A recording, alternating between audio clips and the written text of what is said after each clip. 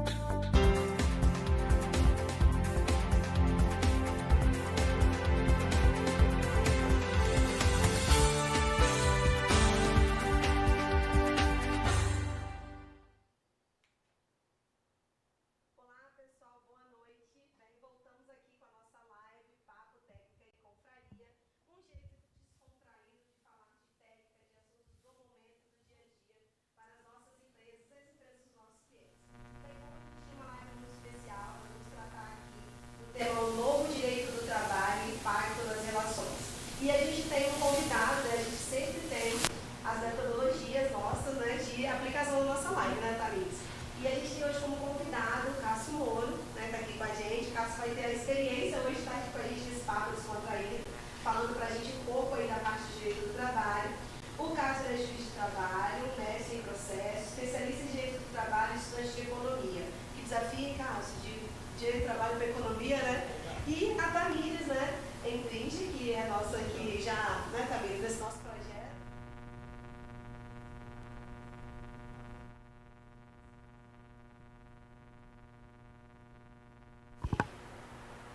Tá ligado?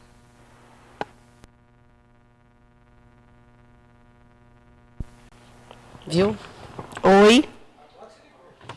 Alô? Estão me ouvindo? Tá, pessoal, vamos lá. Vamos começar aqui de novo, que eu estava desatento. Fiquei tão empolgada com o Cássio que eu desatentei aqui, né? Então, vamos lá. A gente vai ter hoje a nossa live Papo Técnico e Confraria com o tema Um Novo Direito do Trabalho e Impacto nas Relações. E hoje a gente tem, né, como uma nova metodologia esse ano de 2021. Então, a gente vai trabalhar sempre com o nosso convidado, hoje é o Cássio Moro, e uma de nós, né, ou eu, Carla, ou Tamires, ou a Milza, vamos estar aí sempre mediando e participando aí tecnicamente da live. Hoje vai ser a Tamires Kendringe, que está aqui participando com o Cássio. O Cássio é juiz do trabalho, mestre em processo, especialista em direito do trabalho e estudante de economia. E eu estava aqui, achando que vocês estavam me ouvindo, e falei com o Cássio, que desafio, né, Cássio, fazer economia, juntando aí com a parte do direito do trabalho. E Tamires é bacharel em ciências contábeis, pós-graduada em perícia judicial e trabalhista, fez MBA em gestão tributária e sucessória, especialista em reestruturação de empresas e recuperação judicial, também especialista em reestruturação de empresas na Universidade de Oxford, né, chique essa menina, e Universidade de Paris. E a gente vai estar hoje tratando aí da parte do direito do trabalho. Bem, queria dizer para vocês, agradecer aos nossos apoiadores, né, a Casa do Porto, que nos apoiou com esse vinho maravilhoso, e também a Picnic Box, que está nos apoiando com essa tábua hoje aqui. Bem, também dizer para vocês que, se vocês tiverem alguma dúvida, quiserem fazer alguma pergunta, pode colocar aí no chat de YouTube, que eu vou passar aqui para a Tamires e para o Cássio, que eles vão estar aí à disposição de vocês para poder responder. E eu hoje também queria aproveitar, dizer para vocês que a gente tem a ausência da Milza, que é aqui a nossa parceira, ela está, infelizmente, hospitalizada, não pôde comparecer. Vou passar agora o microfone para o Cássio, que agora ele que é o dono da palavra, né? Muito prazer ter você aqui com a gente, nesse papo descontraído, né, para a gente tratar de um assunto tão sério e tão modificado no ano de 2020, né, Cássio? Assim, teve tanta reviravolta. E eu vou passar a palavra para você. Muito obrigada pela sua presença. Olá, boa noite a todos. Eu que agradeço, Carla, agradeço, Tamires, ao convite. E já que é descontraído, essa mesa, essa tábua aqui vai acabar até o final, né? Normalmente as pessoas me chamam para falar sobre o direito do trabalho, as mudanças do direito do trabalho, e a coisa que eu menos vou falar hoje aqui vai ser sobre direito, sobre lei. Normalmente se chama um juiz, um professor de trabalho, ele vai falar de reforma legislativa, da reforma trabalhista, bababá, como é que interpreta uma lei ou outra. Acho que não é nem o caso aqui, e acho que não tem coisa mais chata do que falar de lei. Você quer falar de lei, vai lá, pega a lei, eu pego um manual recente e está resolvido. Mais importante que isso, e aí que vem o desafio do porquê que eu fui estudar economia, é porque o direito em si ele não encontra respostas em lugar nenhum. Ele é um corpo fechado que serve para tentar encontrar limites, encontrar os boundaries, né, as fronteiras entre o como agir e o que não se deve agir. Então, longe disso, a gente tem que entender o mundo que a gente vive. O mercado de trabalho nada mais é do que um ramo, uma parcela muito importante, por sinal, do mundo econômico. Então, não tem como a gente não estudar o direito do trabalho sem ter uma boa perspectiva socioeconômica. É claro que tem um viés político nisso, e sempre eu começo as minhas aulas, as minhas apresentações, já falo para o pessoal. Já que o direito do trabalho ele tem uma grande, eu diria até um problema, que ele é muito eivado numa certa ideologia. Então, existem sempre aquelas pessoas que pensam de esquerda ou de direita. Quando a gente está num debate acadêmico, a gente tem que deixar isso tudo de lado. Então, acho que isso é muito importante em qualquer apresentação. Vamos falar de um novo direito do trabalho. A gente tem que deixar de lado ideologias, ou esquerda, ou direita, ou socialismo, ou liberalismo, essas coisas, e partir para um diálogo muito mais acadêmico, muito mais profundo e que envolva, evidentemente, algumas disciplinas interdisciplinares. Então, eu vou começar um pouco falando sobre o mundo que a gente vive hoje. Você quer falar alguma coisa? Posso falar já? Fica à vontade. Não, se quiser falar alguma coisa, fica à vontade. Não? Então tá bom. Eu acho que a gente tem que... primeiro, boa noite a todos. Muito obrigado pela oportunidade, muito obrigado pela presença de todos que estão nos assistindo, principalmente ao Cássio que aceitou o nosso convite. É um prazer. Mas eu acho que o debate ele é em torno disso mesmo, que nós não estamos numa discussão política e nem ideológica de quem é o direito ou quem não é, ou para quem pesa mais as questões do direito do trabalho, se é para empresário, se é para empregado ou se é para empregador. Nós não vamos entrar nesse debate, eu acho. E a gente precisa entender as transformações que esse processo do trabalho sofreu desde quando surgiram as leis que regulamentaram o trabalho até a reforma, que a gente chama da reforma trabalhista, e posterior uma pandemia que veio a transformar todo o nosso modus operandi, digamos assim, talvez até flexibilizando o que muitos juristas pregam, flexibilizando um pouco as relações de trabalho dentro desse processo empresarial, digamos assim. Então, eu acho que você vai falar um pouco disso, de como chegamos até aqui. Isso. Então, vamos lá. Bom, o primeiro ponto, até falando disso, é falar que a pandemia trouxe grandes mudanças. Eu diria que a pandemia, tudo aquilo que a gente passou em 2020 e ainda estamos passando até que as coisas se normalizem ou entrem num novo normal, essa pandemia ela acelerou alguns processos de transformação que já estavam sendo feitas nos últimos anos, né, mais identificáveis pelo menos desde a crise econômica de 2008. Então a primeira coisa que nós temos, e eu coloco até como um tópico 1, eu não sei se está passando o slide lá para vocês. Não, eu passo aqui, vendo ali, é ótimo. O primeiro ponto que a gente tem que falar, tem uma gatinha linda aqui. Ela está interessada.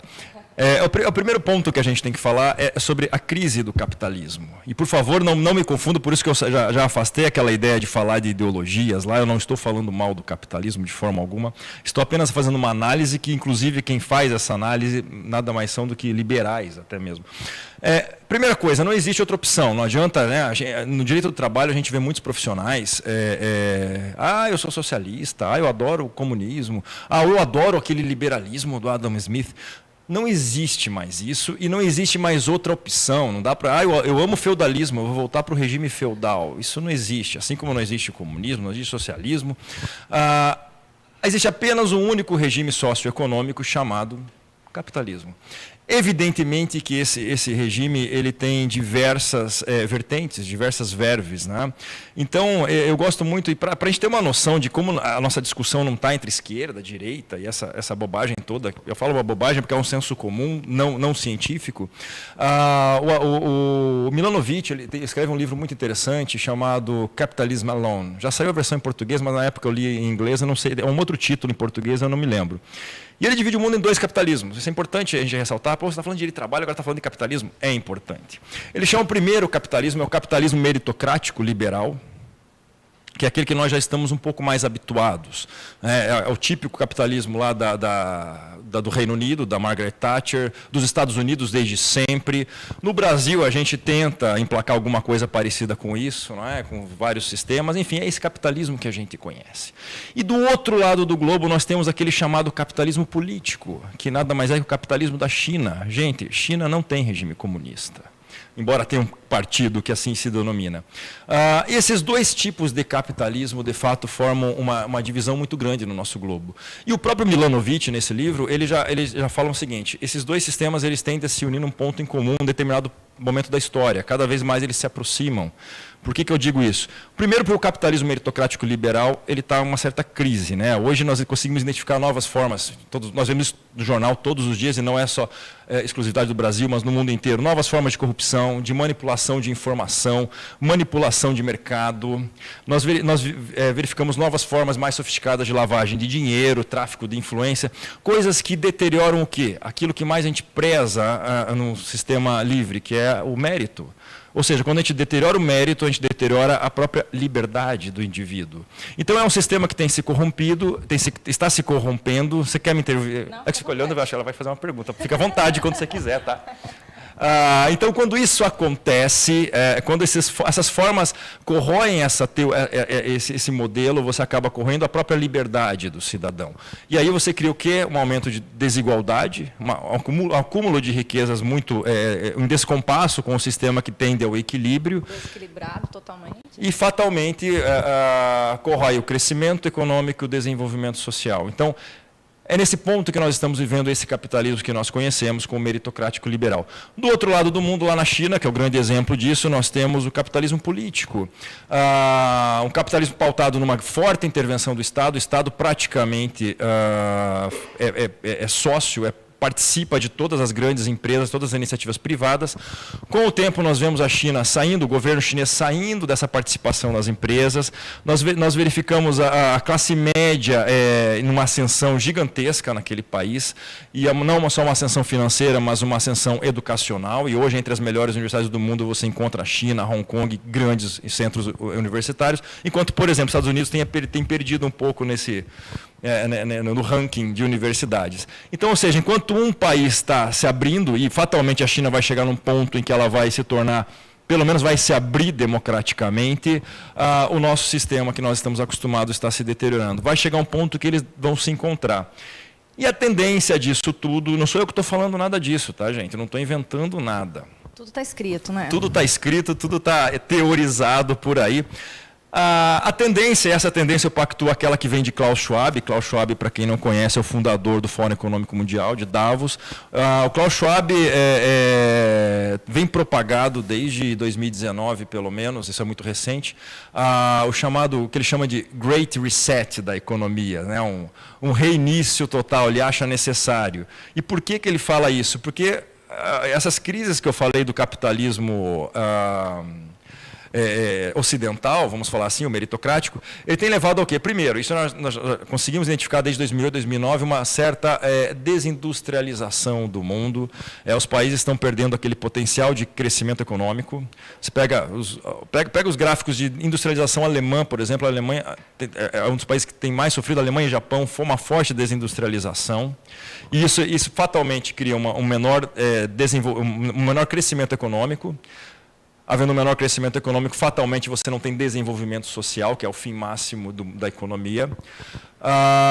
E o segundo ponto, muito bem identificado com a crise, é a desglobalização, né? Os países identificaram que ficar na dependência fabril, manufatureira da China nem sempre é um bom negócio. Esse é um ponto que já me parece uma boa oportunidade para países que estão sem industrialização. O Brasil é um exemplo. Para se ter uma ideia, hoje, o nosso nível de industrialização hoje no Brasil, em relação ao PIB, é o mesmo que tinha o Brasil de 1930, quando a gente estava iniciando a Revolução Industrial tardia brasileira. É exorbitante, assim, é um número pequeno que assusta, né? Ou seja, o Brasil não tem indústria hoje. Não tem indústria. Como a desglobalização, como a tendência de abertura para novas pequenas empresas que não vão abraçar o mundo, mas talvez mercados regionais e nacionais, isso me parece uma boa abertura se o Brasil souber aproveitar essa oportunidade. Mas, enfim, dadas esses problemas, o Klaus Schwab ele vem propor, e ele nem sempre só propor, mas ele acha que é uma própria tendência de mudança de perfil do mercado, a mudança do que a gente chama hoje de shareholder capitalism, né, ou capitalismo dos acionistas, para o stakeholder capitalism, que é o capitalismo de partes interessadas. O Klaus Schwab, ele basicamente, ele fala o seguinte, nós precisamos focar no bem-estar social. Aí você fala, bem-estar social? Não, peraí. Então você está falando de social-democracia. Eu falo, não estou. Klaus Schwab é de Davos. Sendo de Davos, ele é um liberal. Ele é o pioneiro no liberalismo, é aquele que empurra. Qual é a grande diferença nisso? E é por isso que eu estou chegando. Já vou chegar no direito do trabalho, afinal, o nosso direito do trabalho, a nossa Constituição, ela é muito social-democrata. Né?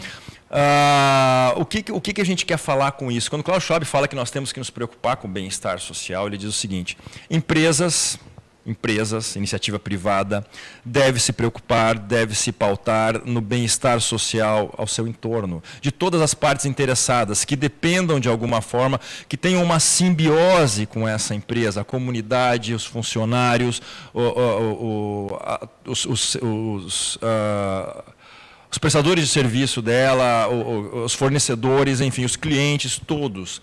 Então, qual é a grande diferença desse stakeholder capitalism para uma social-democracia? Social-democracia vem lá das políticas de Keynes. O Estado vai prover o bem-estar da população. O que isso importa? O que isso impacta? É muito legal a social-democracia, ela é ótima. Né? Quem não quer morar no estado de social-democracia? A nossa Constituição é pautada nela. Por que eu digo isso? Vamos pensar um país rico, vamos pensar a Alemanha. A Alemanha, se você perde seu emprego, A Alemanha não vai só te dar o seguro-desemprego, ela vai pagar o seu aluguel da sua casa para você não morar na rua, até que você consiga um novo emprego. É muito legal. Qual é o grande problema da social-democracia? É que nem você comprar um Porsche. É muito legal um Porsche. Só que ele é muito caro, a manutenção é caríssima. Como é que você mantém uma social-democracia no Brasil? Exato. Por que a Alemanha mantém a social-democracia? Aí tem uma certa perversidade nesse sistema. Porque ela precisa de renda. Aonde que ela vai adquirir essa renda? Explorando mercados fora da Alemanha. Então, internamente, há uma social-democracia perfeita e fora, ele é um país capitalista voraz. Instala suas montadoras em países ricos ou subdesenvolvidos, vende seus produtos altamente caros e traz o lucro para ela. Então, assim fica muito mais fácil ter uma social-democracia. Também teve pontos de esgotamento. Os Estados Unidos nunca admitiu que o Estado ajuda, que o Estado é social-democrata, mas os anos dourados do capitalismo americano, antes da crise do petróleo, basicamente tinha uma social-democracia. Lá o Estado dava tudo. Aliás, até abrindo um parênteses, o Estado sempre o Estado americano não admite, mas ele sempre foi um dos grandes parceiros da iniciativa privada. Vamos pegar um exemplo que eu tenho de 2020 é da indústria aeroespacial. Né? Em 2020, o Elon Musk, lá, SpaceX, conseguiu criar um foguete de baixo custo para levar 2 astronautas da NASA para a estação espacial. Isso foi muito legal. O que a imprensa leiga fala? Olha como a iniciativa privada é ótima, ela conseguiu, com custos baixos, levar astronautas para o espaço, enquanto antigamente a NASA, o Estado, levava astronautas para fora com muito mais caro. Isso é totalmente equivocado. Tanto agora que a SpaceX conseguiu fazer um foguete barato, que foi legal, do Elon Musk, quanto antigamente, quem fazia os foguetes eram sempre iniciativa privada. Na época da corrida espacial entre Estados Unidos e Rússia, havia um orçamento infinito nos Estados Unidos que bancava as grandes, Grumman, General Electric, entre outras grandes empresas, para fazer aqueles foguetes caríssimos, ônibus espaciais caríssimos. Mas era sempre uma simbiose público-privada. Aquilo não era feito pelo Estado, não era a NASA que fazia os foguetes. No máximo, ela participava do desenvolvimento, como fez com o Elon Musk. O Elon Musk chegou lá com a SpaceX e falou, tem um projeto para levar um foguete mais barato para o espaço. Mas não tinha dinheiro, a iniciativa privada não bancou ele, a não ser ele mesmo que injetou dinheiro. Ele ia quebrar, até que a NASA falou... época de Trump, já queria voltar a fazer um gasto para o espaço. Lembra-se que Bill Clinton cortou todo o programa espacial, aposentou os ônibus espaciais. O Elon Musk falou assim, para que ele levar uma Ferrari, se referindo aos ônibus espaciais, vamos levar um Corolla. E fez um foguete muito mais barato, entretanto reutilizável. A NASA comprou essa ideia e financiou a iniciativa privada. Então, os Estados Unidos sempre foram um país em que, sim, o Estado sempre esteve presente, sempre está presente. Então, essa coisa de falar que o Estado tem que ser mínimo, mais ou menos, ele tem que ser eficiente. E, ao contrário de ser aquele Estado que cobra impostos e não oferece, ele tem que ser parceiro. Acho que esse é o grande diferencial lá. Pois bem, então essa é a grande diferença do stakeholder, vamos voltar lá para o Klaus Schwab, a grande diferença do stakeholder capitalism para a social-democracia. O Klaus Schwab ele não depende do Estado, ele fala o seguinte, a empresa ela vai atuar cuidando do bem-estar social das partes interessadas, das partes que estão à sua volta. Mas ela vai fazer isso por altruísmo? Não, evidentemente que não. O que o Klaus Schwab está falando é o seguinte, a partir do momento que a empresa investe em todo o seu entorno, ela está cuidando do próprio êxito, da própria prosperidade da sua empresa no longo prazo. Quando você tem uma política de shareholder, que é aquele capitalismo selvagem, em que o CEO só está preocupado com o retorno naquele exercício fiscal, ou seja, eu vou ter um lucro enorme nesse ano para dividir com os meus acionistas e, evidentemente, ganhar os meus próprios royalties bem interessantes e meus bônus, o Klaus Schwab fala, não, você tem que pensar no longo prazo, você não tem que se preocupar naquele lucro imediato. E o Klaus Schwab conseguiu provar sua teoria de eficiência nessa crise. Né? As empresas efetivamente comprometidas, que tinham programas de compliance, que se preocupavam com seus trabalhadores e que, evidentemente, para tudo isso, ela tem um caixa destinado a isso, conseguiram sobressair nessa crise. Vamos pegar, por exemplo, aqui nós temos grandes exemplos aqui, Arcelor, Vale, que pagaram os seus fornecedores, mesmo sem que eles fornecessem o produto, porque não tinham dinheiro, porque senão aqueles fornecedores iam quebrar. Não, eu vou te adiantar aqui o valor e você vai continuar para quê? Para quando acabar a crise eu ter meu fornecedor também. Então, um ajuda o outro, pensou a longo prazo, essas empresas prosperam. Tem uma empresa aérea, uma budget britânica, que no meio da pandemia resolveu pagar os lucros para os seus acionistas Essa empresa quebrou, não aguentou, imagina, não faz sentido, né? Por quê? Porque ela só tinha no papel a compliance, stakeholder, não deu certo. Então, é muito importante, eu acho que isso, o grande mote hoje para as empresas é essa mudança de pensamento, pensar no longo prazo e fatalmente pensar no sua volta e, evidentemente, que vou trazer para a sardinha para o nosso lado de análise, pensar nos seus trabalhadores. Né? E onde é que o direito entra nessa coisa? Pô, o Cássio fica falando aí de economia, de mundo econômico, de Você política. quer mais água? Tem aqui ainda. Então tá bom. Eu quero falar rápido para tomar um pouquinho do vinho. Eu não posso ficar bebendo vinho falando, senão vocês vão ficar, meu Deus do céu, já está falando bobagem agora, imagina depois do vinho. Depois do vinho. Não, esse vinho é fraquinho hoje. Onde é que entra o direito nisso? Agora eu vou falar um pouco de direito de forma genérica, não vou falar de CLT, reforma trabalhista. Só um pouquinho. A reforma trabalhista que eu mais gosto dela é que ela criou uma exigência ética muito maior para os profissionais, isso foi muito legal, eu falo isso mais lá para frente. Okay. Mas onde que entra isso? Primeiro, nosso direito de trabalho no Brasil, ele é todo calcado, vamos falar de CLT, né, basicamente CLT, mas tem um monte de lei do lado. Ele é todo calcado no modelo de negócios, no modelo econômico, lá do que eu já havia falado, da Revolução Industrial Tardia brasileira. Aquela revolução que começou timidamente em 1930, sempre com incentivos do governo, incentivou os antigos produtores de café e eles viraram os grandes industriais de São Paulo. Então, toda a nossa legislação ela é feita basicamente para proteger, nem sempre proteger, eu tenho minhas dúvidas, o operário de chão de fábrica.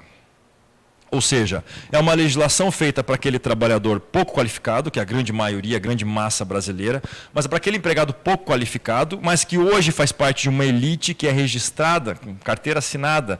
Nós temos uma imensidão de pessoas trabalhando na informalidade, eu vou falar disso daqui a pouco. Então, e basicamente, a lei se destina para aquela pessoa pouco qualificada, que vai entrar num trabalho dentro de uma linha de produção, cuja produtividade desse trabalhador, a única influência para essa produtividade é o próprio método de trabalho, o método de linha de produção, e não as suas próprias características pessoais. E aí eu já começo a entrar num erro muito grande de aplicar a CLT para todo tipo de trabalhador, médico, advogado, quanto mais programadores de software, quanto mais sofisticada, quanto mais qualificada é a mão de obra, menos a CLT deve ser aplicada. É como se pegar, por exemplo, um Fusca e colocar um motor de Porsche lá dentro. O Fusca seria a CLT, o motor de Porsche é o trabalhador altamente qualificado. O Fusca não vai andar como um Porsche, não tem como. Então, esse é um contrato que atrasa a vida de muitos trabalhadores altamente gabaritados. É por isso que a gente vê muito... Vou dar um exemplo médico. O médico não quer o registro de carteira, ele vai ter que pagar um monte de imposto, vai ter que seguir regras que ele não quer, então não faz. Agora, para aquele operário de chão de fábrica, a CLT funciona. Ele tem hora para sair, hora para entrar, hora para sair, vai trabalhar conforme a demanda da linha de produção. Então, para ele serve. Sabe o que eu disse antes lá sobre o nosso nível de industrialização no Brasil? Eu ia falar isso. Não temos quase mais indústria, então cada vez menos a CLT se aplica aos trabalhadores do mundo atual, não vou falar só do Brasil. Estamos em descompasso em razão da própria tecnologia, porque eu não tenho só uma questão de pessoas altamente qualificadas dentro do país. Eu tenho uma diminuição do processo produtivo significante, muito grande, visto os outros anos que já vivemos aqui no Brasil, e eu tenho também um aumento dessa qualificação, dessa mão de obra, que não se encaixa mais dentro desse gesso, se é que podemos chamar assim, por conta da exigência das próprias profissões atuais, né? Exatamente. De serem dessa forma. Até as próprias gerações de hoje, elas têm profissões... São diferentes. E tem profissões que, sério, eu não sei o que você faz, gente. O cara explica que eu faço isso, faço aquilo, eu falei, entendi. Com informática, você pode ver meu Word aqui que está com problema, ele quase me dá um soco. Mas tem profissões diferentes e vai sair muito mais profissões lá na frente. Engraçado, só te interrompendo, Cássio, eu me lembro que há 10 anos atrás, 12 anos atrás, nós fazíamos uns registros de funcionário dentro do escritório, e aí o departamento pessoal trouxe uma demanda de que não existia o CBO daqueles funcionários. Porque eles eram funcionários já de tecnologia, programadores PHP, programador W não sei o quê.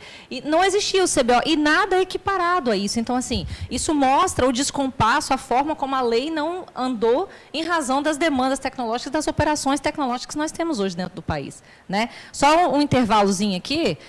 Eu queria mandar um grande beijo para os nossos conselheiros que sempre nos assistem, que sempre nos apoiam. Nós temos aqui o Walter Leno, nosso querido parceiro aqui do Papo Técnico e Confraria. Ele está nos assistindo, já mandou uma pergunta, tá, Cássio? Daqui a pouco eu te faço. O Kim também está nos assistindo, a Raquel, um beijo, Raquel, obrigada pela sua presença. Nós também temos a contadora, nós temos pessoas lá no Sergipe, Carla.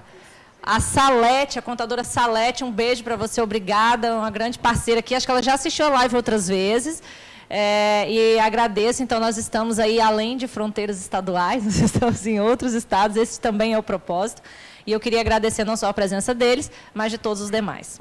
Vamos prosseguir. Aproveitando o Walter Leno, ainda nesse parênteses, o Walter Leno é um grande amigo, e ele é um dos professores de uma pós que eu estou coordenando, exatamente preocupados com esse descompasso de ficar estudando legislação trabalhista. Nós criamos um MBA em Direito do Trabalho Aplicado, bem mais sofisticado. Eu vi, muito legal, por sinal. Conta até com o Walter Leno, que ele é contador, ele é advogado, exatamente para dar aquela instrução do que nós vamos precisar para frente. Depois vejam lá no meu Instagram, vocês vão encontrar alguma informação sobre isso. Sigam o Cássio no Instagram. Mas vamos voltar lá. Então, o que acontece? A CLT está cada vez sendo menos utilizada. A propósito da linha de produção, né? A linha de produção é mais ou menos assim, se eu coloco o Rubinho Barrichello e a Ayrton Senna fazendo a mesma função numa linha de produção, qual que vai produzir mais rápido? Nenhum. Porque o que importa ali é a linha de produção, ela limita o trabalhador. E olha como o descompasso é grande. Agora vamos pegar uma profissão extremamente intelectual, sei lá, pensar aqui, analista de contratos, sei lá, um analista de contratos qualquer de alguma grande empresa. Temos dois empregados aqui, o A e o B. Não vou falar o nome dos pilotos para não sacanear com eles. Deixa o Rubinho quieto. O trabalhador está lá, ele tem que ser submetido, embora intelectual, tem que ser submetido a 8 horas diárias. Ok. A empresa vai lá e dá 8 contratos para um e 8 contratos para o outro analisar durante o dia. Você tem 8 contratos para fazer sua análise, de igual dificuldade e tal. O A consegue fazer os 8 em 6 horas. O que vai acontecer com ele? 6 horas, terminei, chefe, minha análise desses contratos aqui. Falta 2 horas para você, então toma mais 2 contratos para você fazer. Ele vai trabalhar, então vai fazer 10 contratos no dia. O B já é um pouco mais lento. Deu as 8 horas de trabalho, ele só analisou 6 daqueles 8. O que ele vai fazer? Vai fazer hora extra, vai ficar mais, digamos, 2 horas para analisar os 8. O que a CLT vai falar? Opa, o B, que trabalhou menos, mas em mais tempo, vai ter direito a horas extras. Enquanto o primeiro, que é muito mais ágil, muito mais rápido, não vai receber hora extra, ou seja, ele vai ser menos remunerado que o outro. É mais ou menos aquela mais-valia de Marx às avessas. Para mostrar o quanto esse sistema remunerado por hora e quanto a CLT é extremamente defasada e incompatível com profissões mais intelectualizadas. Então, muito trabalho não pode ser remunerado por hora. E a base, desde Adam Smith e Karl Marx fazem não tem um diálogo, mas o Karl Marx só critica o Adam Smith, mas todos eles são calcados em trabalho por hora, e nem todo trabalho é por hora. Eu acho engraçado aqueles filmes americanos em que o advogado cobra por hora. Gente, advogado bom resolve rápido o processo, ele não fica demorando. Se você paga por hora, você incentiva a pessoa a demorar, então não faz sentido pagar por unidade de tempo diversas profissões dessas, né? Então, esse é o descompasso da CLT. Mas então você concorda ou não concorda com o trabalho por produção? Adoro. Depende da profissão, evidentemente, mas perfeito. Ok. É claro que isso pode desencadear outros tipos de problema, alguns problemas sociais. Por exemplo, a mulher que tem que fazer 3, tem que cuidar dos filhos, tem que cuidar... Hoje, infelizmente, a gente já tem esse preconceito. Sim. Ela acaba sendo prejudicada porque ela fica mais lenta no trabalho, não consegue produzir igual o homem que está lá naquela bem bom dele, dentro de um modelo preconceituoso. Mas a gente pode resolver isso também acabando com o preconceito. Agora, o trabalho por produtividade é o melhor de todos, me parece. Qual é a solução para isso? Primeira coisa, né? Outro grande problema da CLT das legislações federais. Uma legislação federal, ela vai regular todas as profissões, de todo tipo de mercado, independentemente da realidade local ou a realidade de determinados ramos do mercado. Então, quando eu coloco lá na Constituição Federal, jornada de 8 horas diárias, ela não está preocupada se você é uma empresinha desse tamanho lá no Tocantins ou você é uma multinacional de São Paulo. Quando o salário mínimo é definido numa lei federal, ele não está preocupada se você é um empregador lá do Tocantins desse tamanho ou você é uma multinacional sediada em São Paulo. Isso é muito ruim. É por isso que surgiu desde antigamente, mas há uma necessidade de reforma nas negociações coletivas. Acho que negociações coletivas devem ser o futuro. Né? Cada realidade local da sua categoria ou do seu grupo de profissionais. Né? Hoje, infelizmente, os sindicatos são pautados em categorias de profissionais registrados em carteira. Então, às vezes há uma necessidade de associações, como, por exemplo, uma profissão nova, motofretistas, né? Entregador de iFood. Eles têm uma associação nacional, até ainda não tem uma expressão muito grande, mas ela começa a negociar com a plataforma. Ela começa a falar, olha, este algoritmo não está tão legal, vamos melhorá-lo para que haja uma distribuição remuneratória melhor. Enquanto a própria empresa começa a criar, ainda claro, é muito precoce, tudo é muito novo, começa a criar algumas proteções dentro daquele stakeholder para o próprio trabalhador daquela plataforma. Esse, por exemplo, é um trabalhador que ele não é empregado, ele não se amolda à situação de empregado, CLT. Não é empresário também, como alguns falam, ele não é dono dos meios de produção, enquanto muito ele tem a ferramenta dele, que é a moto, a bicicleta, o carro, seja o que for. Então ele fica numa situação que não é regulamentada ainda por lei, algumas pessoas querem fazer uma CLT Express, a Tabata do Amaral tem um projeto lá que me parece uma CLT reduzida para eles, acho que não é o caminho. O melhor caminho é um fortalecimento da associação, do associativismo, do sindicalismo deles para uma boa negociação. E os próprios sindicatos têm que se reinventar. Isso é uma grande qualidade. Isso que eu ia dizer. A posição dos sindicatos ela tem que ser transformada para que você possa modificar ao mínimo. A gente viu o esse desastre nessa pandemia, desde o começo lá na CBN. Aliás, para quem não quer, toda quarta-feira, às 15 horas, 15 e pouquinho, retrabalho na CBN, a gente comenta as mudanças do trabalho. CBN Vitória. Se não, depois no podcast, retrabalho podcast. Desde a primeira semana a gente fala, olha, os sindicatos têm que intervir para negociar com as empresas situações de suspensão, de redução salarial ou não. O que os sindicatos ficaram fazendo? Absolutamente nada. Esperaram, e chegou um pouco tardiamente, as medidas provisórias do governo, regulamentando a redução de jornada, a suspensão de contrato, ou seja, ficaram na dependência. Para quê? Porque quando saía a medida provisória, os sindicatos apareceram. Vamos criticar. Como assim? Como assim a gente não vai participar da negociação? Ué, por que não participaram antes? Exato, Porque, e a insegurança era imensa, por que tiveram que esperar o governo? Então nós temos que parar com essa... Nós estamos com a oportunidade de parar de depender tanto do governo e assumir o protagonismo. Todos os trabalhadores, todos os empresários, inclusive. Ficar dependente de federação, legal. Mas ficar assinando o governo, não, nem sempre é legal. Então, essa mudança paradigmática, até a própria necessidade, essa pandemia demonstrou, há uma necessidade dos sujeitos da relação de trabalho assumir esse protagonismo e negociarem mais. Essa pandemia deixou isso muito evidente. Há uma necessidade de uma boa reforma sindical, a forma com que ela é estruturada, um sindicato por categoria, por cidade. E mais, dividido por categorias de empregados, isso limita muito a forma associativista. Há uma necessidade de uma reforma que permita... prejudica todo o cenário, Infelizmente, isso desincentiva o trabalhador a se sindicalizar. Para que eu vou me sindicalizar? Outra coisa, se ele não faz parte do sindicato, ele tem os benefícios da mesma forma. Então, para que eu vou me sindicalizar? Isso cria aquele regime hereditário quase, que é o mesmo grupo que dirige o sindicato por séculos, por anos e anos e anos. E fica a mesma coisa. Não... Como dizia o Evaristo Moraes Filho, um dos maiores sindicalistas da história, o sindicato sempre foi um sindicato de bolsos cheios e assembleias vazias. Desde a reforma de 2017, que não tem mais a contribuição obrigatória, isso podia ter sido gradativo ou mais dialogado, os sindicatos agora eles têm assembleias vazias e bolsos vazios. Eu até imaginei que os sindicatos iriam incentivar a afiliação de mais trabalhadores. Não, eles não querem. Eles não querem. Não mudou. Então, está vazio e está sem dinheiro, o que piora ainda mais a participação. Isso quando, depois da reforma, sem falar em lei, ela amplia os poderes do sindicato para negociação. Passa o slide ali, passa lá que eu fico olhando no meu aqui e não fico olhando ali. E aí entra uma nova realidade também para quem? Para os profissionais do direito do trabalho. Está nesse? Não, mais um. Mais um monte. Aí. Então, o próprio profissional do direito do trabalho estava muito acostumado com a nossa... Eu estou entrando quase na parte final. Eu tenho que apontar para lá, tá? Quando você for mudar. Mas mudou certinho. Tá. Desculpa, Dani. Coisas do ao vivo, né? Ai. É ao vivo, né? É ao vivo. Legal. Como eu sou a única que vê por causa das lives, então... Vai lá, manda ver. Deixa eu colaborar aqui. Faz eu passar à vontade aqui, vai. Até Gente, live é assim, né, Tamires? A gente tá... Será que eu estou colocando o vinho do lado certo? Tô. Tem isso, é? Tem, é porque dependendo do lado que você... Agora, gente, uma pausa para a parte, né? Uma pausa para a parte do vinho. Dependendo do lado que você coloca, na Itália, você não está colocando vinho grado. É uma ofensa a quem está Sério? sendo servido. É. Nós vamos fazer uma live só de vinho. Só Uau. disso. Uma live só disso. Nunca ninguém me ofendeu lá na Itália, porque eu não sabia. Talvez eu até tenha querido me ofender. Vou ofender esse cara aí, porque ele tá com cara de que... É. Vamos voltar então.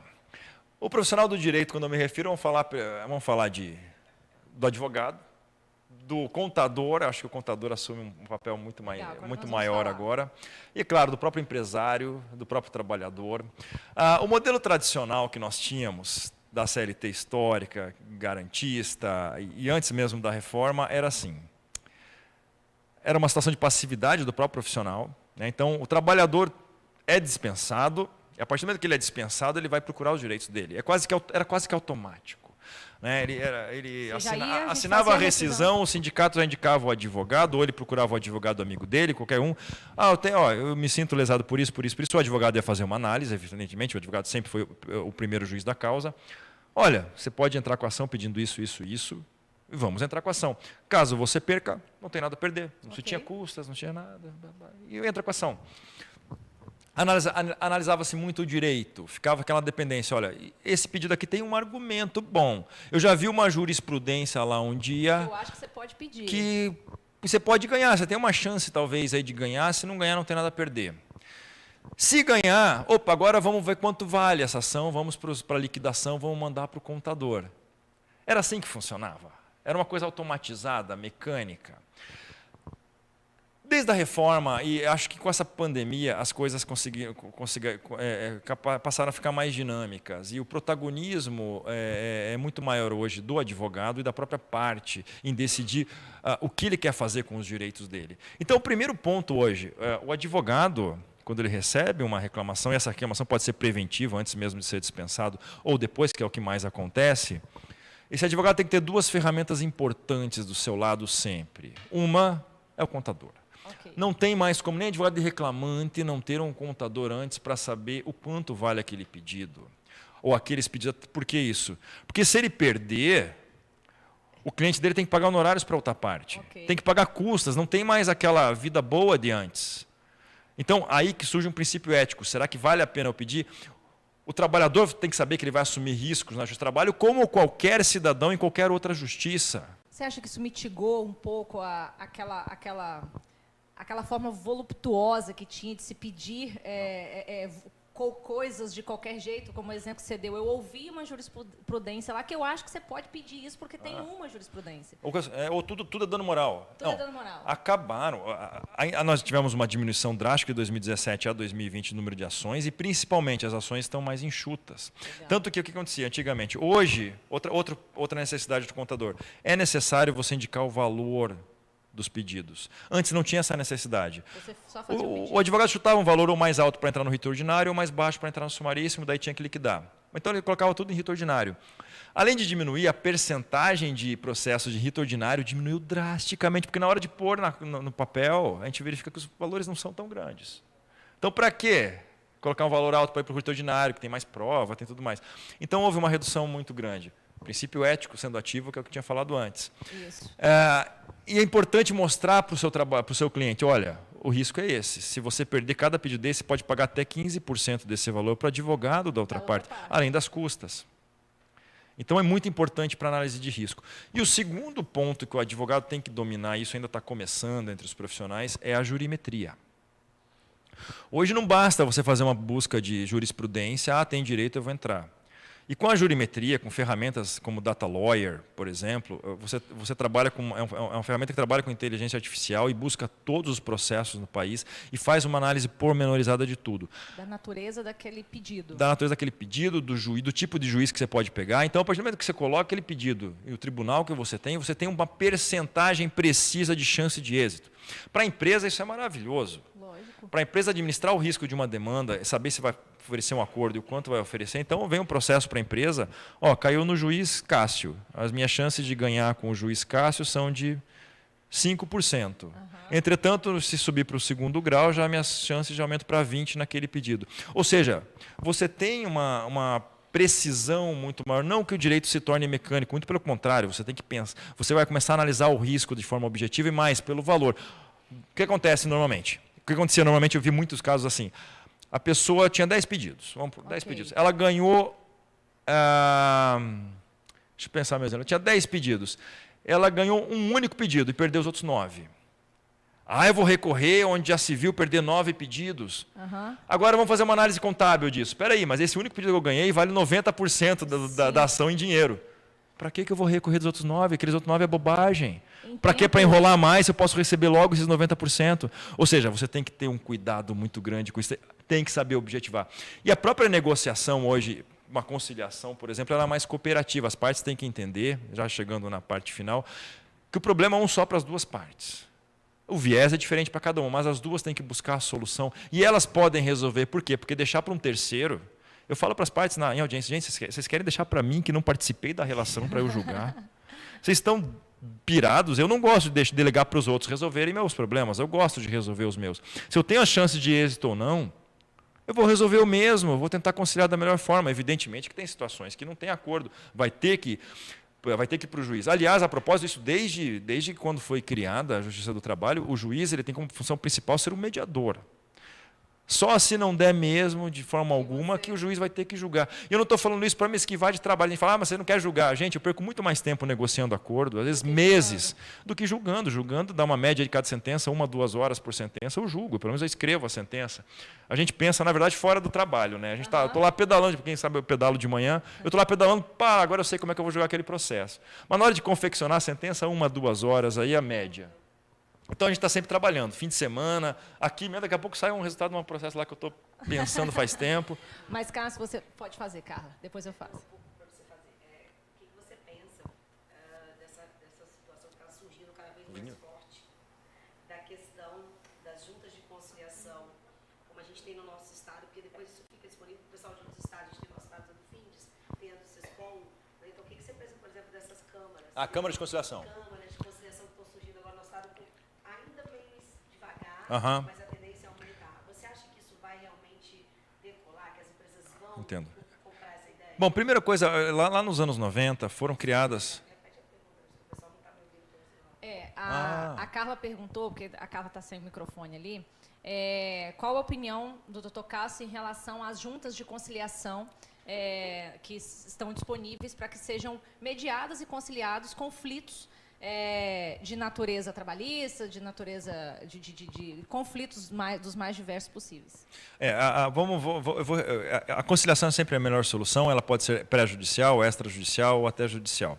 Nos anos 90, teve um modelo muito interessante que eu gostava muito, que criou as câmaras de conciliação prévia, as comissões de conciliação prévia, que eram órgãos paritários entre sindicatos de empregado e empregador, e que o trabalhador tinha que submeter a demanda antes de entrar judicialmente lá naquela câmara, que se reuniam os representantes dos dois sindicatos, e lá tentava negociar. Naquela época eu estava iniciando a minha advocacia, eu fiz muito acordo lá, achava bem interessante.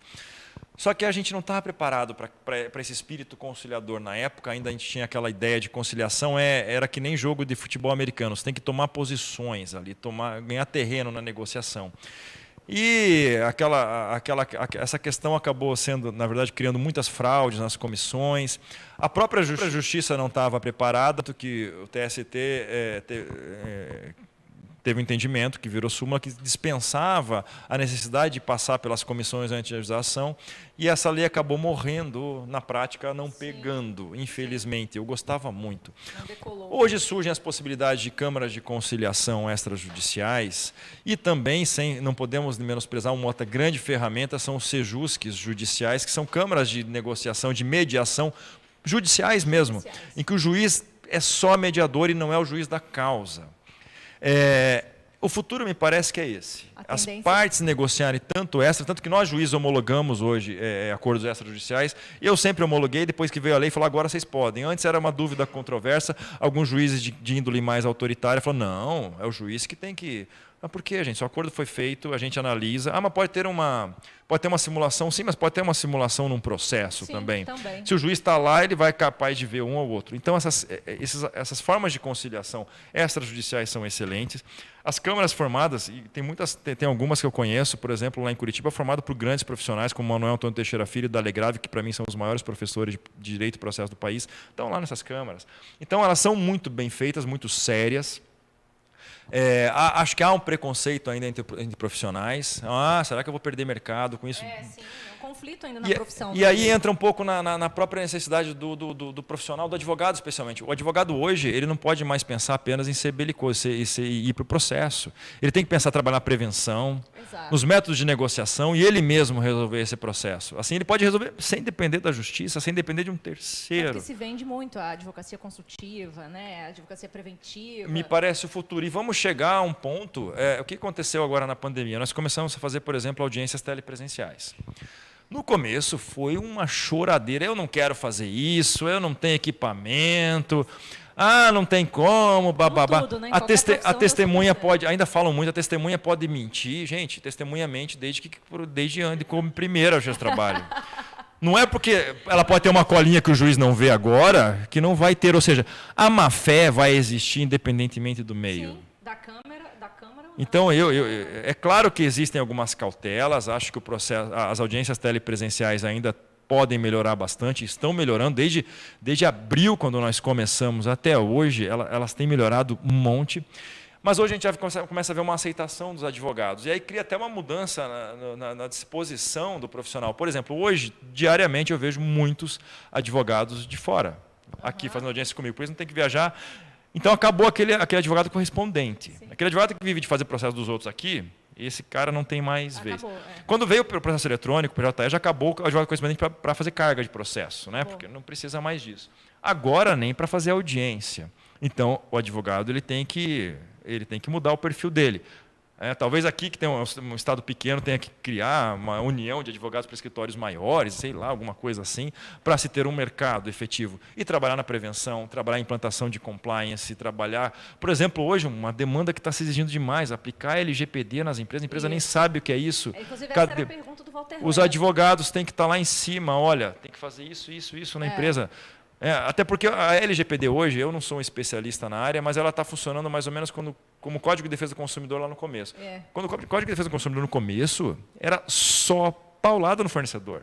Porque havia um êxtase, olha, agora o consumidor tem direito. A LGPD vai ter esse êxtase agora, depois ela vai normalizar com os entendimentos jurisprudenciais. Então é importante que os advogados participem disso na prevenção dessas empresas. Você entende que a influência, então, da LGPD, obviamente, é positiva dentro desse processo, aplicada dentro do direito do trabalho?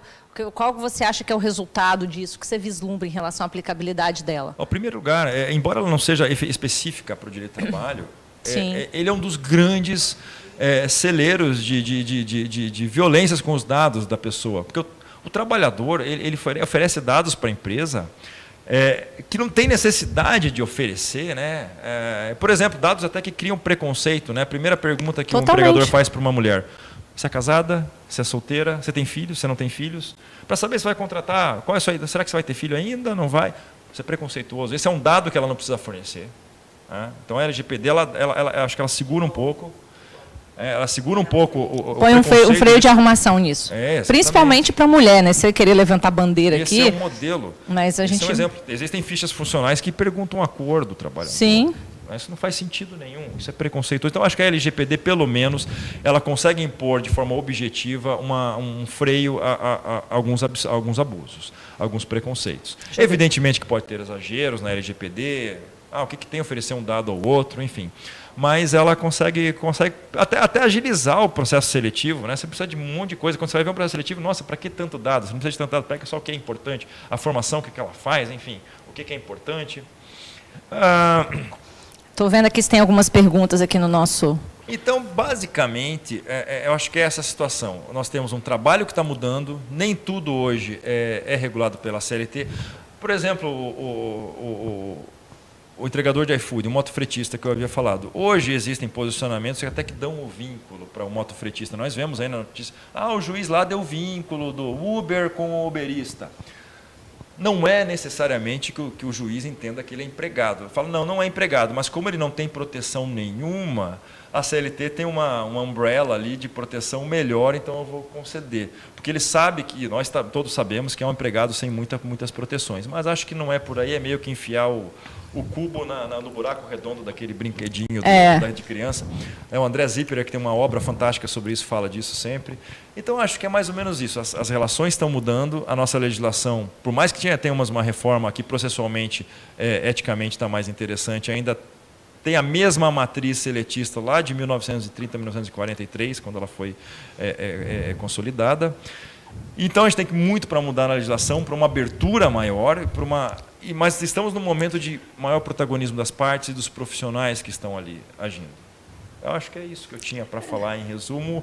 Vamos ver as perguntas aqui. O Walter, só porque a gente respondeu, ele vai fazer alguma outra mais cabeluda. Ele deve fazer outra, com certeza. Eu queria fazer um comentário em relação àquele tópico que você falou da jurimetria, né? Nós, contadores, nós passamos por um processo que nós precisamos, através de um relatório do setor jurídico das empresas, configurar o que é possível, o que é provável dentro de uma ação jurídica, para que eu possa contabilizar e registrar esse fato. Seja ele, quando ele poderá futuramente garantir um direito à empresa, pode comer. Quando ele futuramente possa vir a garantir um direito, a empresa venha a receber isso, então eu preciso saber quanto, e futuramente, quanto que isso pode virar uma contingência para mim. Que contingência é essa que eu não conheço? Ou como que eu mensuro ela? Engraçado que antes desse sistema, era muito mais difícil mensurar isso, né? Saber qual o valor daquela causa trabalhista, porque eu já vi causa que o indivíduo pediu 200 mil e ganhou 20. Eu já vi causa que ele pediu 100 e ganhou 200. E isso estava muito fora do que tinha um registro nos meus dados contábeis.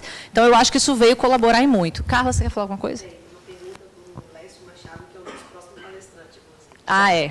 A jurimetria é muito interessante para criar métricas, né, que a gente não tinha. Uhum. Aliás, aquele profissional, eu me enquadro nele, gente.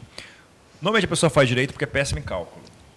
Eu fiz o curso no Cefet, o curso médio, técnico em eletrônica, que eu achava que era bom de cálculo, lá descobri que era péssimo. Vou para o direito não precisa fazer cálculo, é muito fácil. Muita gente que faz direito vai para o direito que não sabe fazer cálculo. Exato. As pessoas até têm alguns comentários, mas o doutor Cássio ele já faz os cálculos ali na hora, já divide. Eu fiz Cefet, o cálculo básico eu entendo. Aí eu me lasquei. Quando eu entrei na faculdade de economia, teve a mesma disciplina de cálculo que teria na engenharia, que seria meu projeto. Tive que aprender. Teve que aprender. Mas o que eu quero dizer é o seguinte, hoje o profissional que não entende de cálculo, pelo menos o básico ou numa audiência, ele está fadado ao insucesso, ao fracasso. Ele tem que entender um pouco, ele tem que saber as métricas daquele pedido. Assim como o contador que vai fazer ciências contábeis porque gosta de números, né? A contabilidade está muito dividida entre isso. Eu acho muito bom quando a empresa leva de preposto o contador da empresa. Porque ele vai dar resultados objetivos. Lembrando que hoje mais o empresário não precisa mais levar o empregado como preposto. Leva o contador, cara, ele sabe da sua empresa, ele conhece a sua empresa, ele sabe negociar, ele sabe te falar quanto que você pode ir num acordo. Ele sabe discriminar verbas, isso é fantástico. Sabe tudo. Então é uma boa, porque essa dupla é indispensável num processo trabalhista. Em qualquer situação empresarial, né? Os juízes têm um contador atrás deles. Quando ele fala, peraí que eu já volto, ele vai lá no contador tirar uma dúvida. Então é importante. Importante. Aqui tem uma pergunta, se já tem informação, alguma notícia sobre reclamação trabalhista relacionada à LGPD. Eu já vi notícias, mas eu ainda não peguei nada. Mas já estou vendo alguns professores comentando e deve surgir um monte, né? Não tenho nem dúvida disso. Mas já estão assoviando sobre o assunto. Ou seja, a demanda está aumentando bastante para o advogado também. Teve aquela baixa desde 2017, mas com todas essas medidas provisórias e conversão em lei durante a pandemia sobre essas várias situações e esse monte de dispensa durante a pandemia, vai ter ação para muitos anos para os advogados. Perfeito. Agora eu queria fazer uma pergunta, sem querer polemizar ou estender ou expor qualquer situação, mas não é bem uma opinião, mas um pouco da sua visão e complementando aquilo que você já introduziu no início da nossa conversa, sobre as transformações das relações de trabalho. né? Aquela velha legislação trabalhista que foi criada com o objetivo de protecionismo do empregador, que era aquele empregado do chão de fábrica, que precisava de proteção, que precisava de assistência, mas que hoje as profissões vieram se transformando e que não cabe mais nessas novas profissões aquela mesma legislação. Nós falamos isso lá no início. De lá para cá, as transformações vieram ocorrendo, tivemos a reforma trabalhista, tivemos a lei de terceirização. Certo. E aí tivemos as famosas criações da pessoa jurídica, que vem para poder regulamentar ou regularizar um vínculo entre o indivíduo e a pessoa jurídica. Que quando, na verdade, ele exerce funções que estariam submetidas a uma CLT, mas que ele se submete a uma regularização de uma lei de terceirização. Ele trabalha em prol de uma CLT e ele assina um contrato em prol de uma lei de terceirização. Qual a sua opinião sobre isso? Do que a gente sempre lê, né, de um termo que não existia no nosso vocabulário, que é a pejotização do nosso cenário trabalhista. Bom, vamos lá. Vamos primeiro distinguir 3 situações diferentes. Existe algo chamado terceirização, existe algo chamado intermediação de mão de obra e existe algo hoje chamado de pejotização. A terceirização é algo plenamente saudável. Aliás, não tem pessoa no mundo hoje que não terceiriza alguma coisa. Ok. Nenhum de nós. Se eu não quero terceirizar nada, eu mesmo vou fazer o meu parto, por exemplo. Não, eu terceirizo para um especialista nisso. Isso. Se eu não gostar de terceirização, eu mesmo ia educar meus filhos. Não, eu mando ele para a escola. Eu estou terceirizando a educação. O que é a terceirização? É você contratar uma pessoa mais especializada que você para fazer uma coisa que você tem que ser feita. Então, a terceirização, em regra, é algo... Você contrata uma outra mão de obra que não é a sua, que não é o seu conhecimento, e normalmente ela é mais cara. Se você fizesse, até você conseguiria fazer mais barato. Perfeitamente válida. Empresas fazem terceirizações básicas de vigilância e limpeza. Não é a aptidão daquilo, né? Você pega, por exemplo, a Apple. A Apple não é uma fabricante de celular. Ela desenvolve produtos. E quem vai fazer o iPhone vai ser a Qualcomm, né? Por quê? Porque ela terceiriza isso. Porque não é ela não é hábil para aquilo. Ok. Então, a terceirização é você contratar alguém mais especializado que você para fazer o seu serviço. Ok, perfeito. A intermediação de mão de obra, aí começamos a ter problema. A intermediação de mão de obra, especialmente em contrato de serviço público, ela acaba sendo, às vezes, espúria. Ou seja, ela é feita apenas para economizar custos com mão de obra. Então, o que eu faço? Eu poderia até contratar essa mão de obra. Mas eu tenho uma empresa lá que eu sei que ela não paga direitinho, ela dá uns migué e eu consigo contratar mais barato. Isso acontece muito no poder público, por quê? Porque o poder público, ou ele contrata por concurso, e aí sai muito caro. Imagine você, um órgão aí, sei lá, uma procuradoria, vou contratar para limpeza alguém concursado. Vai sair muito caro, porque é uma contratação mais difícil, mais burocrática. Então, eu vou terceirizar para uma empresa, né? Então, é a mera intermediação da mão de obra. Não necessariamente é uma mão de obra que eu não possa fornecer. E normalmente ela acaba sendo espúria e aí nós temos alguns problemas. Então, quando a gente vai criticar a terceirização, a gente está criticando, na verdade, essa intermediação para reduzir o preço. E sempre reduz, porque imagina, se eu posso contratar direto, eu contrato com um cotovelo no meio, eu estou pagando por ele também. Então, é uma peça a mais. E quem vai pagar menos nisso? Quem vai receber a menos vai ser o trabalhador. Então, nem sempre a intermediação é justa. A pejotização também. A pejotização o que é? Na verdade, é uma intermediação individual, pessoalíssima, personalíssima. Não é coletiva. De um funcionário que eu quero. Eu quero você, mas, cara, com a CLT vai ficar muito caro. E aí existem situações e situações. Evidentemente que se eu for contratar uma mão de obra subordinada por PJ, eu estou cometendo uma fraude trabalhista, porque, cara, ele é subordinado. Se ele é subordinado, ele está dentro daquele meio de produção que a CLT alberga. Okay. Eu teria que contratar. Entretanto, se eu contrato uma mão de obra altamente qualificada, e eu prefiro que essa mão de obra seja, por PJ, até a pessoa prefere, isso acontece muito. Sim. Contratos de engenheiro, grandes empresas fazem isso.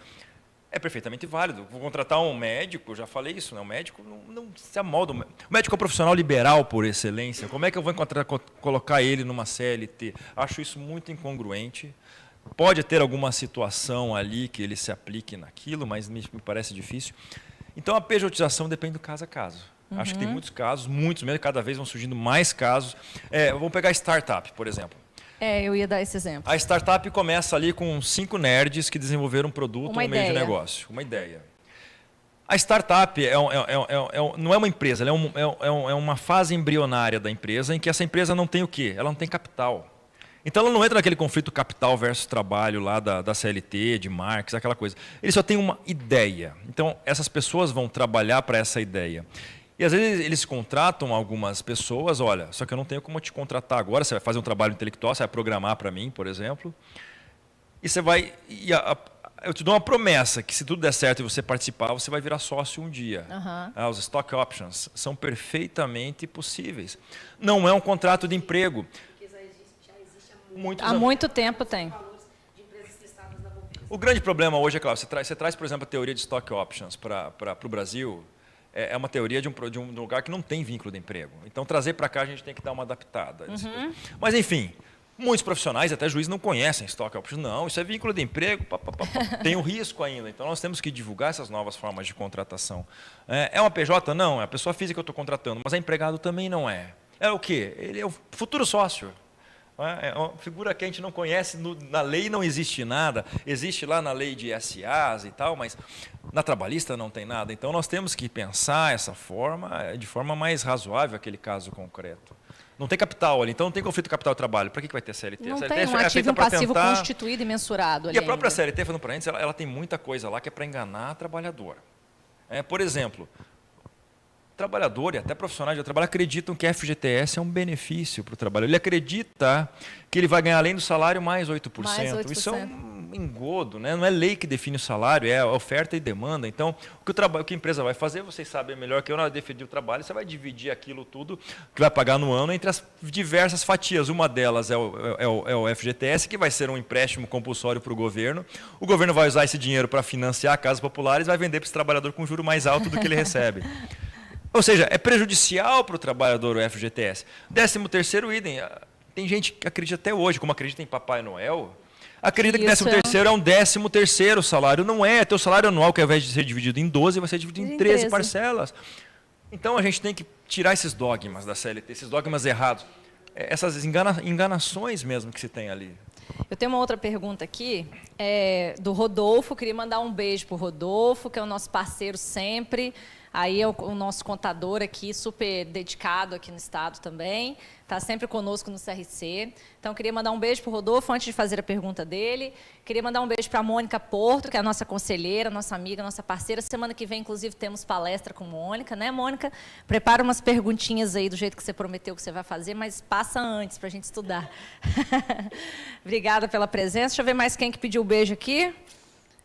Queria mandar um agradecimento para a Tereza Nader, também que está aqui nos assistindo, está aqui participando de todas as conversas, de todos os debates aqui no YouTube.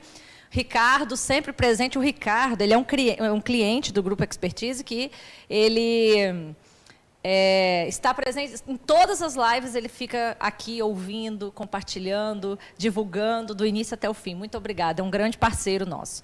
E a pergunta do Rodolfo é, nessa onda de uberização para todos os segmentos, como o empregador pode se resguardar para futuros questionamentos no judiciário? Não entendi. Porque, vamos ver. Ele comparou com o okay. Uber. Mas quem que seria o empregador? Deve ser na intermediação aí das operações. Como ele se pode...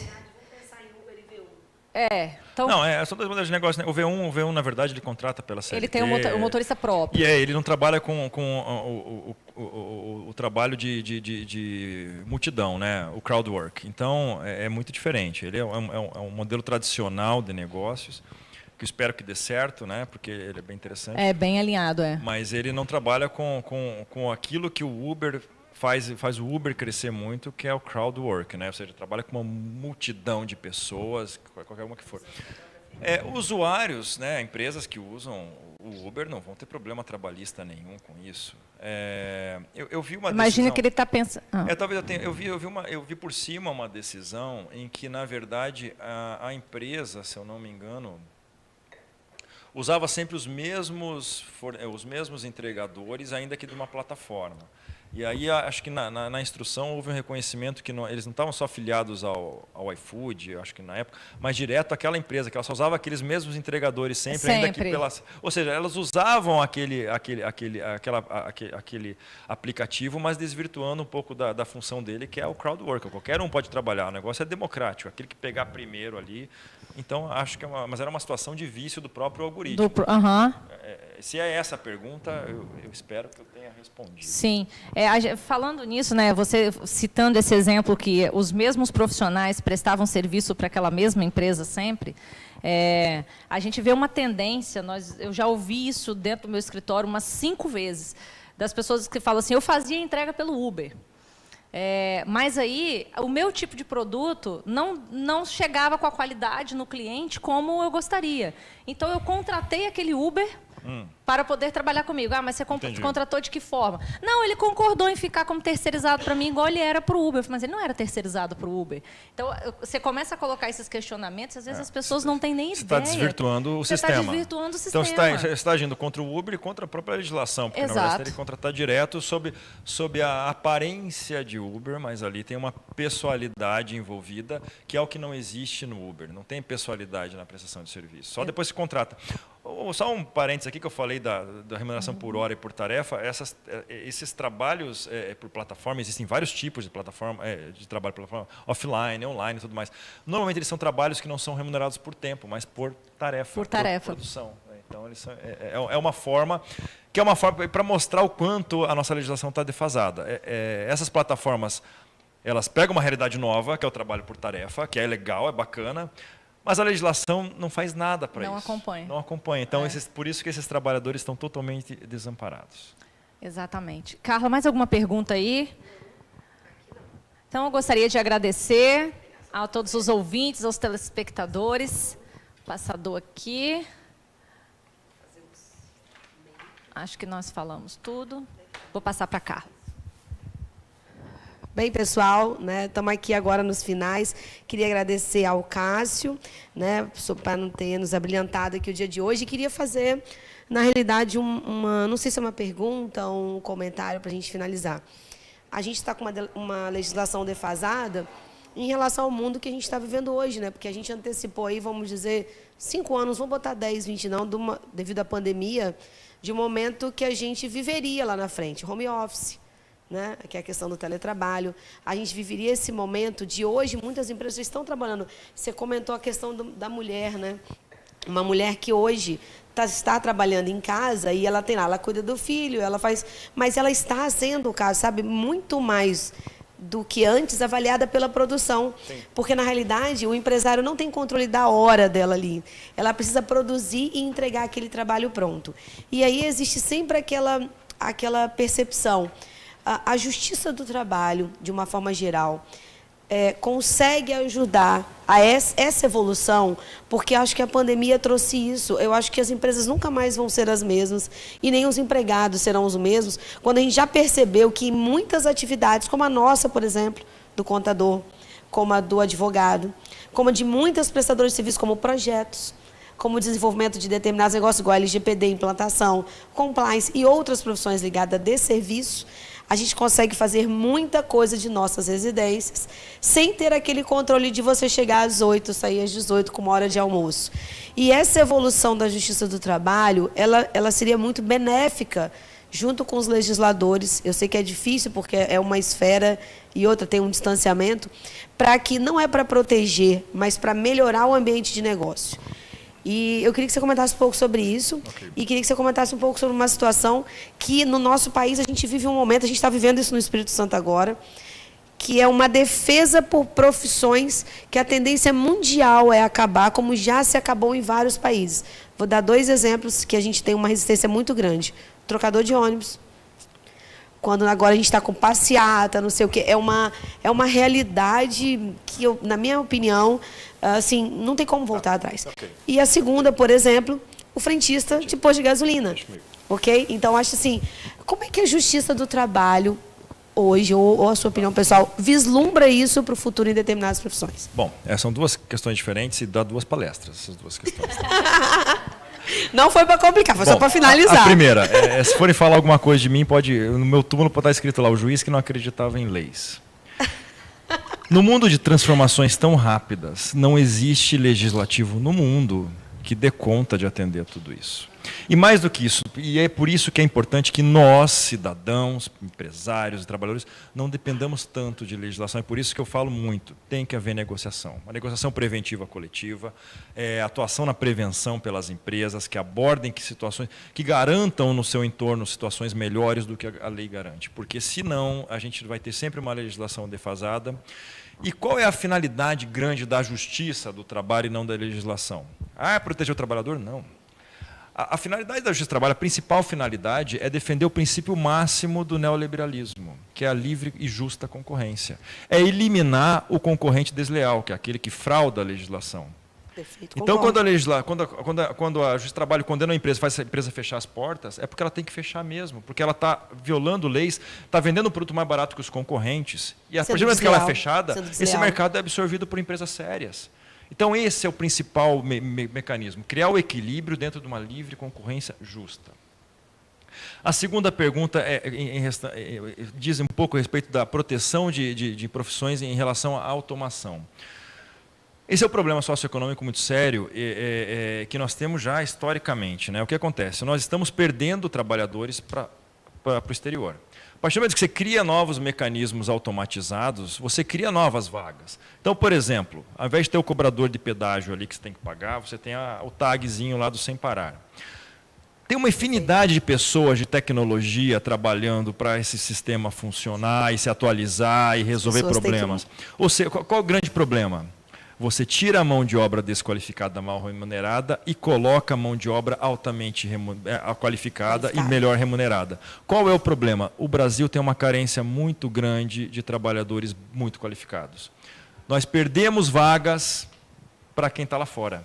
Então, nós desempregamos o mal qualificado do Brasil, porque o governo não está preocupado em qualificar. O sistema educacional, né? E aí, nós perdemos para a mão de obra qualificada de fora. Então, é bater nessa tecla, nós temos que trabalhar na qualificação. Quando a gente fala em princípios liberais de partida igualitária, nós temos que garantir, isso é um princípio liberal, né? Olha, quando eu estou falando de ideologia, todo mundo tem que começar com uma educação de qualidade, para quê? Para que daí, se a pessoa quiser crescer ou não. A Inglaterra, por exemplo, aqui a gente fica lá, vamos dar um curso de torneiro mecânico para aquele jovem favelado que não tem qualificação. Gente, não temos indústria, para que é um torneiro mecânico? O que a Inglaterra fez? Colocou no ensino fundamental programação para as criancinhas, porque sabe que o futuro é programação. Um dos mercados que mais emprega hoje e altamente qualificado é a produção de games, de jogos. A produção de games é muito... Por que hoje tem esporte na ESPN de games? Porque é a indústria que mais... mas só para games não. Porque é uma tecnologia que é levada para todos os outros setores. Né? Então, e a gente aqui não investe nisso. E a questão do home office, como você falou, prejudica ainda mais, porque hoje uma empresa pode contratar pessoas no mundo inteiro, não precisa contratar perto da sua... Então, eu sou aqui de Vitória, Vitória não tem mão de obra qualificada, eu vou contratar uma pessoa lá na Índia. E sem problema nenhum, talvez tenha algum problema de legislação que nós não sabemos como vamos resolver ainda, mas eu vou contratar lá na Índia, pago até mais barato. Você tem, por exemplo, a Exxon... Vou contratar em Angola, que ele fala português, né? A Exxon, vai me entender muito bem. A Exxon tem sede no Rio e Curitiba. A Exxon não tem mais atividade no Brasil. Por que ela tem essas mãos de obras aqui? Porque são mais baratas. No futuro, para onde vão essas mãos de obras? Então, é complicado. Não, acho que não depende só dele. Tem um aspecto social. Se quer que o Estado invista nisso, ele vai ter que investir em qualificação, tecnologia e educação. A Justiça ela tá se renovando, pelo menos. Ainda que nós tenhamos... É muito difícil mudar a cabeça de juiz, né? Tem que se aposentar o juiz mais antigo. Tem aquela renovação muito grande, mas nós estamos nos reinventando quanto à mediação. Eu acho que esse é o grande ganho da Justiça. A Justiça ser uma forte mediadora na composição, tanto de lides coletivas quanto individuais, e até mesmo pré-processuais. Acho que esse é o futuro, mais mediação, para ter mais parceria da Justiça com o mercado, com os empresários e com os trabalhadores.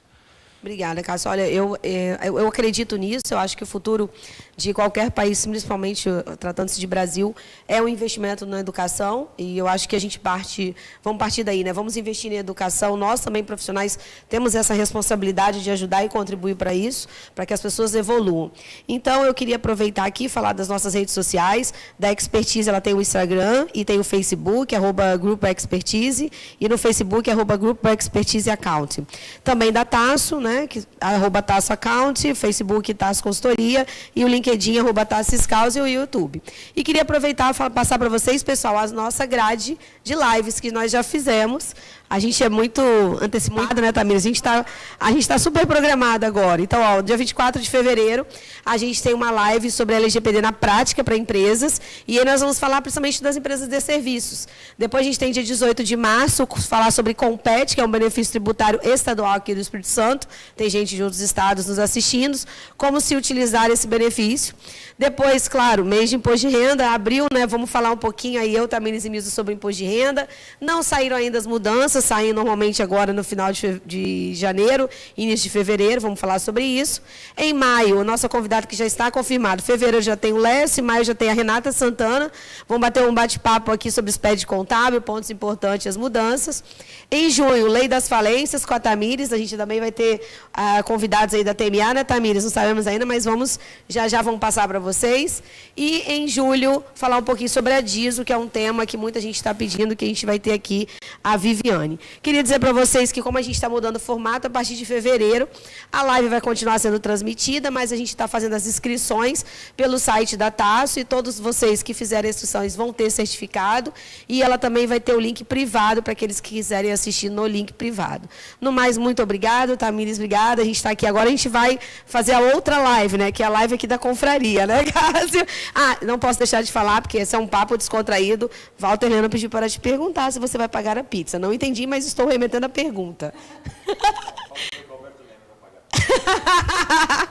Gente, até a próxima, tá? E a gente volta. Obrigada.